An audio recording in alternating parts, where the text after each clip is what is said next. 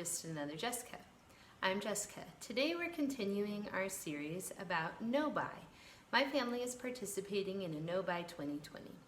As I prepared to start this challenge, I had to think about how to be best prepared for success. I looked at other YouTube channels where they had done no-buy years, and they recommended making very clear rules you plan to follow during your no-buy. Here are the rules that we came up with. The first list are things that we will continue to buy, as many of them are necessary. We're going to continue to pay our bills, to buy food, but when we buy food, we want to focus on just buying what is necessary and not shopping for fun.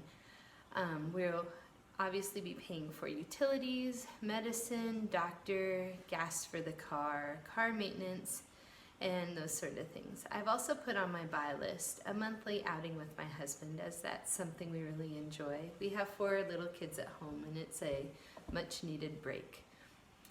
For our no-buy, this is a much longer list. We will not be buying clothes, jewelry, or shoes unless the shoes are outgrown by the children. They're all well stocked right now with clothes, and the girls have lots of fun little accessories, and the boys and girls both have plenty of shoes for all seasons, so we have no need to buy any more this year. I have canceled any subscription services we do not use, such as our Netflix subscription or other streaming subscriptions, as well as I was getting a FitFab Box, which was sort of fun, but I found I wasn't really using the products that it came with, so I canceled that subscription as well. We will not be buying any new toys this year, as we have a lot of toys. We want to focus on using what we already have and not on bringing new in. I will not be buying kitchen gadgets this year. I have plenty of things to make all of the types of food that our family enjoys, so I have no need for a new appliance or gadget of any kind, or decoration, as that can sometimes be a temptation as well. I will not be buying art and craft supplies. I have a lot of supplies that I have already purchased for projects that either we didn't do the project or there were a lot of supplies left over. So this year I'm endeavoring to use up the leftover supplies so that it can clear out room for new ideas and new projects later on. We will not be paying for salon visits, manicures, pedicures, waxing, spas, facial massages, any sort of self-care that you pay for outside of the house. I will be having fun trying to do those things at home and trying to do those things on a budget, but they're not something we're going to be spending money on this year. And quite honestly, they've never really been a big part of the budget, so I don't think that's going to be a difficult thing to cut out. We do not have cable TV, so we will continue to not pay for that. We will not be going to things that cost money, such as movies out of the house, plays where we have to pay for the tickets. We're going to be focusing on taking advantage of all the fun entertainment that they have in town, either through our city or perhaps through the library. The parks in the areas, all of those things have free programs, and we're going to try to go to those and enjoy them as much as possible. We will not be buying new games, and that means board games or video games. We already have quite a few of both of those categories, so this year I think, as opposed to focusing on buying new ones, I want to make sure we're using our time and trying out the ones we have, seeing which ones we like. If we come across some that we have that we don't really care for, either donating them or recycling them so they can move on to someone else. I will not be buying any new home decor, furniture, or art for the house.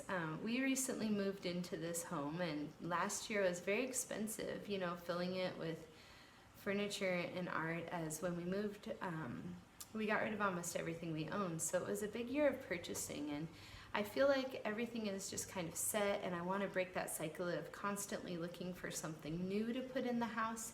So this year my focus is going to be on using what's already in the house, maybe repurposing a few things or doing a little bit of DIY work to get them just where I'd like them, but doing all these projects without spending more money.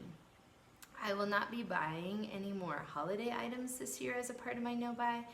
Again, just using what we already have on hand and just enjoying what we've already paid for and not searching for more, and not spending time during the holidays going out to the store to get more items to bring home. It's just one more thing to take care of and another thing to organize. And with 6 people in one house, there's no need for extra bric-a-brac all around.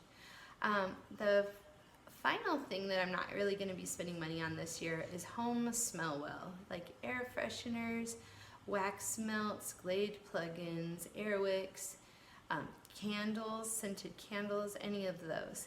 I will be doing a project to make my own DIY air freshener spray in a reusable bottle that I got, but I was looking at the packaging with these various home scent products, and it's just so filled with plastic.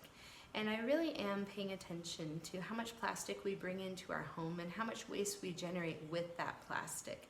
So if there's a way where I can make our house smell pleasant and be, inviting and welcoming and not generate a lot of plastic waste, that's interesting to me. So when I do make those air fresheners, I will feature that here on the channel. As a part of our no buy, we also have a few limited buy items. We'll be buying shoes for the kids if they outgrow them. We'll be buying limited holiday and birthday gifts with a focus on experience and consumables, or things the kids need for their extracurricular activities. So this is a gift, but something they would really need anyways. Another limited buy would be a once a week coffee out with my daughter when she has ballet. This is something we really enjoy doing together and that I wouldn't want to eliminate as part of our no buy. We have a small amount of pre-planned spending, and a lot of it's already been paid for. That includes a Disneyland trip where we've already paid for the tickets, room, lodging, hotels, and whatnot, a San Diego trip that's with my husband's work, and camping that we've already paid for when we made the reservations. Here in our state, you often have to reserve your campsite 9 to 10 months ahead of time, so we did that last year for our trip this year.